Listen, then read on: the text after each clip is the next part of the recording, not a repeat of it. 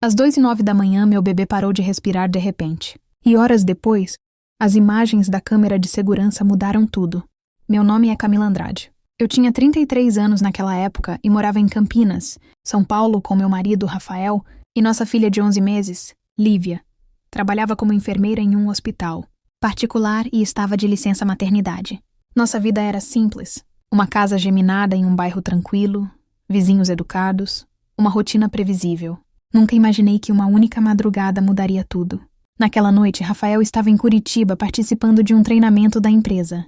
Era a primeira vez que eu passava a noite completamente sozinha com a Lívia. Lembro de olhar o relógio no celular pouco antes de dormir. 6 minutos depois, acordei com um silêncio estranho. Quem já cuidou de um bebê sabe que existe um tipo de silêncio que assusta mais do que qualquer choro. Peguei imediatamente o monitor eletrônico ao lado da cama. A imagem mostrava o berço normalmente, mas alguma coisa parecia errada. Corri pelo corredor descalça. Quando entrei no quarto da Lívia, senti meu coração parar por um segundo. Ela estava imóvel. Seu peito não se movia. Lívia, meu amor. Peguei minha filha nos braços. Seu corpinho estava mole. Por alguns segundos entrei em desespero. Então comecei a fazer as manobras de primeiros socorros que aprendi. Durante anos trabalhando no hospital. Cada segundo parecia uma eternidade. Respira. Por favor, respira. De repente, ela puxou uma grande quantidade de ar e começou a chorar desesperadamente. Nunca um choro soou tão bonito. Eu também chorei. Abracei minha filha com tanta força que minhas mãos tremiam sem controle. Quando consegui me acalmar um pouco, liguei para o pediatra de plantão, que recomendou levá-la imediatamente ao hospital. Os exames começaram ainda naquela madrugada.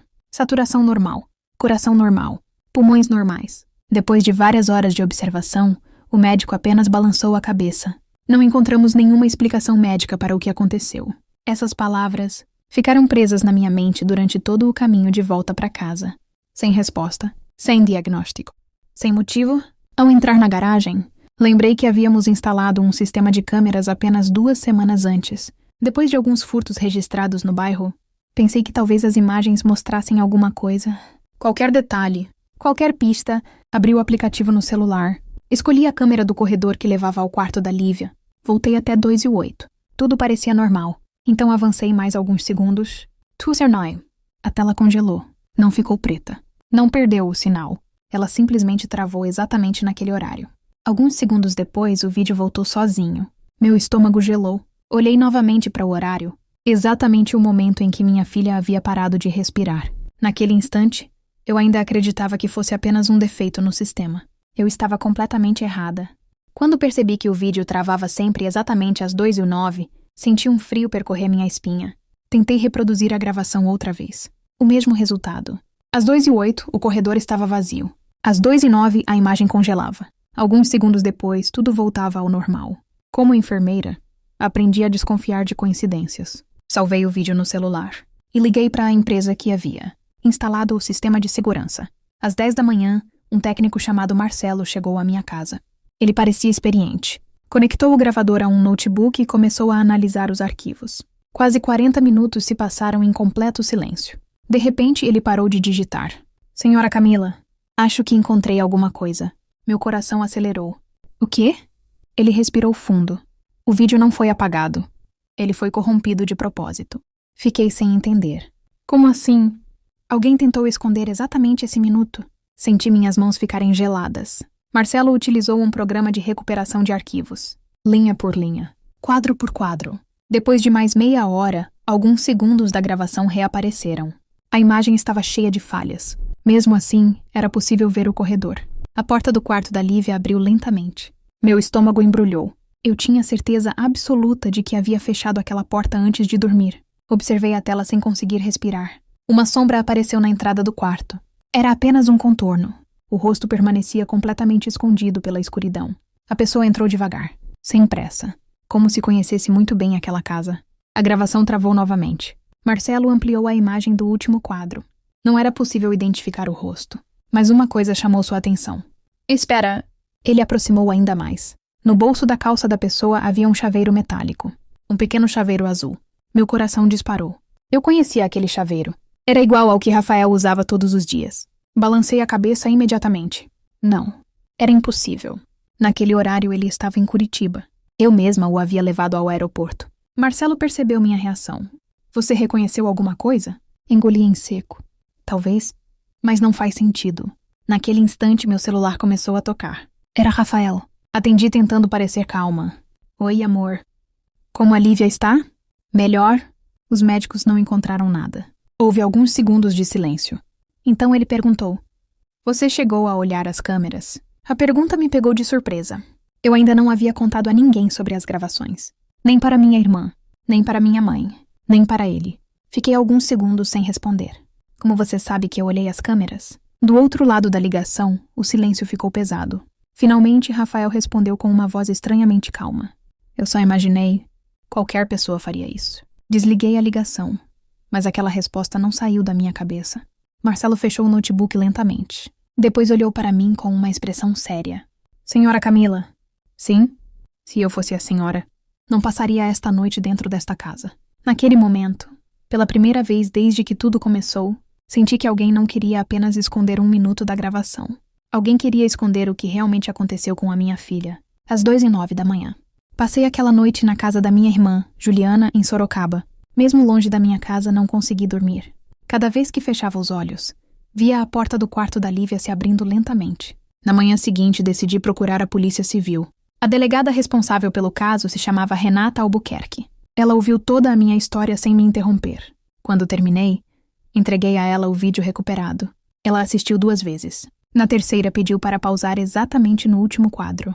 Amplie esta parte. O perito aumentou a imagem. O chaveiro azul continuava visível, mas havia outro detalhe.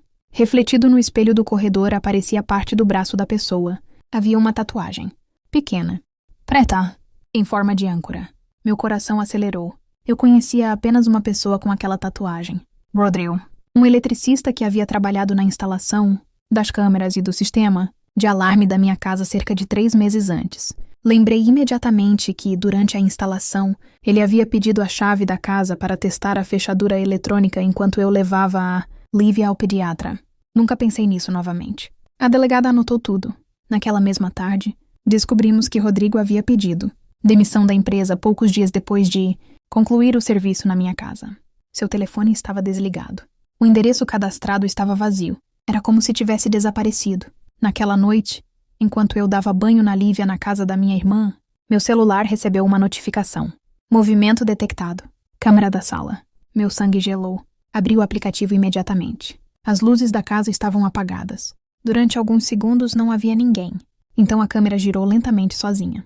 Ela nunca fazia aquilo. No centro da sala apareceu um homem usando boné escuro. Ele olhou diretamente para a câmera. Sorriu. E desligou o equipamento. A transmissão foi interrompida. Fiquei paralisada. Liguei imediatamente para a delegada Renata. Em menos de 20 minutos, uma viatura chegou à minha casa. Os policiais encontraram a porta dos fundos trancada. Nenhuma janela quebrada. Nenhum sinal de arrombamento. Mas havia uma coisa diferente. Sobre o berço da Lívia estava o coelhinho branco favorito dela. Eu tinha certeza absoluta de que aquele brinquedo estava comigo em Sorocaba. Eu mesma o havia colocado na mochila antes de sair. Mesmo assim, outro coelhinho idêntico estava dentro do berço. A perícia recolheu o brinquedo. Na etiqueta havia uma pequena marca escrita à mão. As iniciais RM. No dia seguinte, a delegada me ligou. Sua voz parecia muito mais séria do que antes. Camila, encontramos o significado dessas iniciais. Segurei o telefone com força. Quem é? Ela respirou fundo antes de responder. Rodrigo Mendes, o eletricista. Mas isso não era a pior notícia. Ela fez uma pausa de alguns segundos. Descobrimos que ele trabalhou em outras 8 casas nos últimos 4 anos. Em todas elas havia bebês pequenos. E em 3 dessas casas, as câmeras de segurança também perderam exatamente 1 minuto de gravação durante a madrugada. Naquele instante percebi que minha família nunca tinha sido o verdadeiro alvo. Nós éramos apenas a próxima vítima de alguém que fazia aquilo havia anos.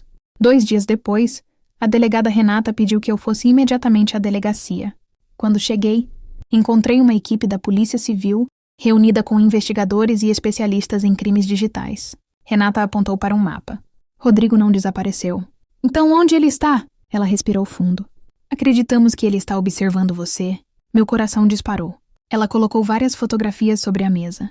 Eram imagens da rua da minha casa, tiradas por câmeras de trânsito.